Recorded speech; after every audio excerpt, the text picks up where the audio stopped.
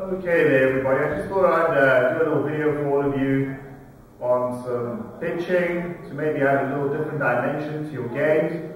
We've certainly had some questions on this topic and what systems are better, whether we should use a clock face kind of system with Armstrong or different lengths, what we need to be doing with the hand and the club, and I thought we could just put together an interesting video here on some variations that you can add to your pitching that will certainly give you different trajectories, different types of shots, and different spins on the ball. So, one of the things I think that's good to, or system that's good to work through is for all of you to basically get into a pitching system whereby you can set yourself up and learn to hit those shots. We have a forward-leaning club shaft at address, a forward-leaning club shaft at impact, with no follow-through, as you can see here, or very little follow-through. So it's forward at address, forward at impact, no follow-through, forward at address, forward at impact, with a half follow-through, forward at address, forward at impact, with the full finish.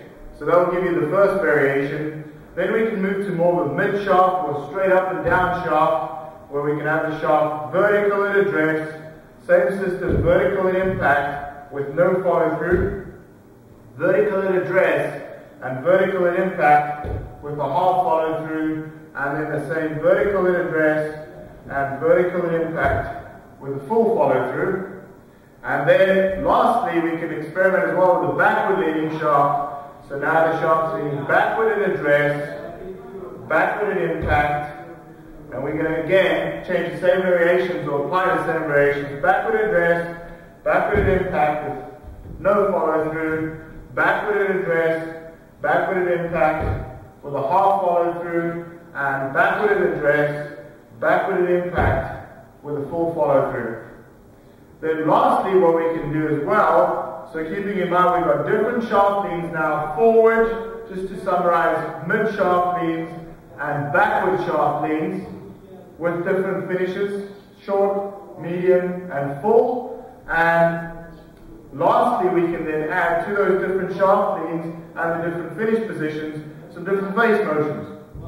So the face can really do one of three things. It can either, I'll try and demonstrate that to the camera here, close only, where the toe will be facing the target line.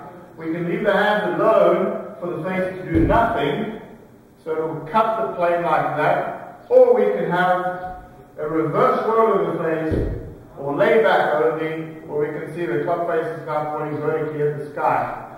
So now, by incorporating those three face positions to your different forward leans, mid leans, and back leans of the shaft, plus your different length finishes, you pretty much have a huge variety of shots that you can now play. So for instance, if I had a backward pin, and the pin was at the back of the green, and I can have a lot of space to run the ball up there, I can have a forward leaning shaft, forward leaning at impact, no follow through with a full roll of the face, as we can see here. If I maybe had a flop shot or a lob shot that I needed to stop very quick, now I can go to more of a backward leaning shaft, more of a reverse roll of the face, so we can see we got that club face now pointing dead up at the sky, no closing, so backward leaning shaft, backward, and laying that face back will give us a much higher trajectory shot. So, experimenting with those things, just again to summarize, different shaft leans at address and impact, different follow-through lengths, and then doing different things with the face, will open up a huge spectrum of shots you can play. And on the backswing, just a very quick little tip on that, or certainly my preference is, should I take the arms different lengths and have a different sort of clock system? I think it's much better if the right arm only works to parallel to the ground in the backswing, because further than that will firstly create more issues with regards to difficulty, but also as we go further we're starting to get into a full motion or total motion. So I'd suggest the right arm works to parallel to the ground when we pitch.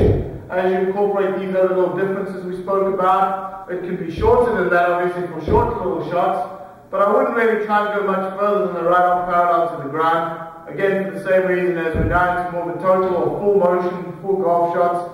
So work on that, guys. Give us your feedback on that and how that works for you. But I certainly think that will, add just different dimensions to your game, give you more variety around the greens, and give you completely different trajectories and spin on the golf ball. Hope that works for you, and let us know how you get on.